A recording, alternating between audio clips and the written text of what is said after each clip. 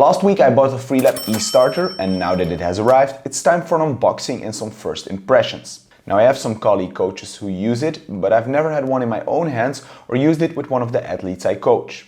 First off, this triangle cardboard box is a cool touch compared to most packages that come in a rectangular box.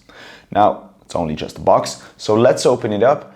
And as you can see, there is the E-starter with its magnetic cable to charge it on top.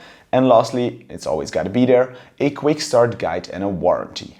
Let's take a closer look at the E-starter because the cone looks glossier and it also feels smoother than the regular Junior Pro cones.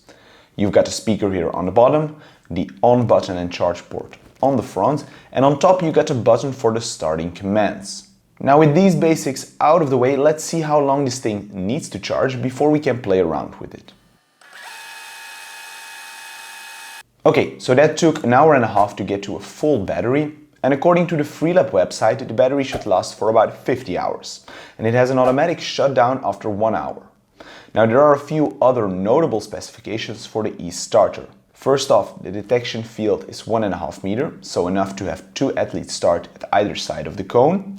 2. The starter is water resistant up to 3 ATM, so that means light rain is okay, but more than that and it might break. 3. The distance between the starter and the next cone must be a minimum of 10 meters or 0.7 seconds. And lastly, the E-starter is accurate up to 1/100th of a second. Now let's turn this thing on and see how the starting signal sounds by pressing the button on top of the cone.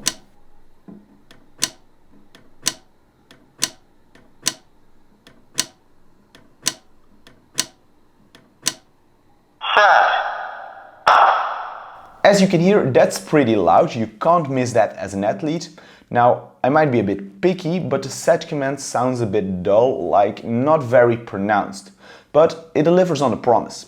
If an athlete doesn't react to these commands, the problem, I think, lies with the athlete. Now a final test I wanted to do for this unboxing video is to check if you could monitor the battery level of the E-starter via the FDM Freelap Device Manager app. And as you can see here, when I open up the FDM Freelap Device Manager app, the E-starter doesn't seem to appear. So I checked for a second time just to be sure, and once again the E-starter doesn't seem to appear. So that's a definite no on if the FDM app will give you the battery level of the E-starter. For some reason, the E-starter seems to be a big step forward compared to the TX Touch Pro because the athlete doesn't need to push a button throughout the starting process, and faulty measurements because of an early release of that button are also from the past now. So this looks like a step in the right direction to getting race accurate times in a training environment. Now, if you want to learn more about the different Freelap products, make sure to check the video on the right.